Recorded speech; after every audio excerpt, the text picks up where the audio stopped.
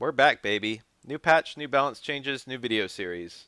Again, I'll only be covering the most important changes for each character, and I might miss something big, so please let us all know in the comments what you think the most important changes were. Stand Fierce now special cancels in VT2 like it does in VT1. This isn't extremely important, but it does have a bit more range than Crouch Fierce, and it gives him better reaction conversions if he happens to get a crush counter.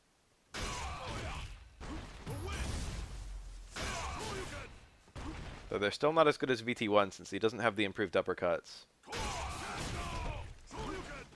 I think in the future patch he'll probably just have a cancelable Stand Fierce in general, to be honest. Crouch Forward is now +2 on hit. This gives him a counter hit link into Stand Short, whereas he previously only had a link into Light DP. Unfortunately, it doesn't seem to give him anything new on V-Trigger activation. Light Hadokens move slower and hard Hadokens move faster. Additionally, they have 2 fewer total frames, making them a bit less committal, and they push out more so they're harder to punish and create more space in neutral. It doesn't sound like much, but a single frame can be the difference between landing a Shoryuken or eating a full jump-in combo, which obviously strongly affects the outcome of the match. This is quite a big buff for Ryu. EX Tatsumaki pushes back less and the opponent takes longer to recover. If you dash twice, you're point blank and +2 even if they quick stand, meaning you can beat reversal 3-frame normals with Stand Strong.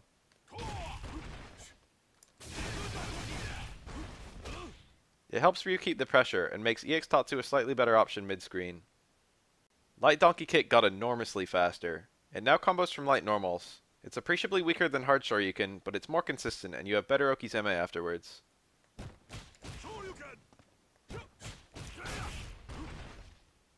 It also has a bit more juggle potential than Shoryuken.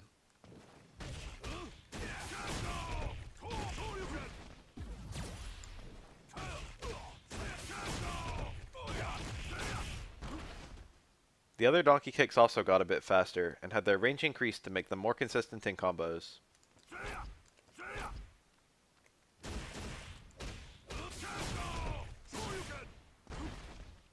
EX Shoryuken, as a frame 1 invincible move, now takes increased punish damage in addition to being counter hit punishable.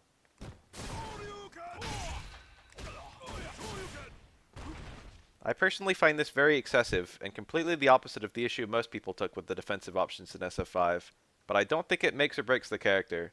In practice, the punishes only seem to do 10 or 20 more damage, since only the first attack gets the bonus. V-Trigger 2's parry now has 4 less frames of recovery on whiff. It can now cancel into Shoryuken, which already worked but had to be linked, making it needlessly tight. Apparently sometimes, if you got the parry, Ryu's counterattack could still whiff, leaving him unsafe. Now, if this happens, you can cancel to V-Skill or V-Trigger to keep parrying. I'm not actually aware of a scenario where this happens, so I can't show it, but I assume it's for parrying certain supers. Additionally, he got a few little buffs, like 10 damage on Stand Forward and more V-meter from Crush Counter Sweep.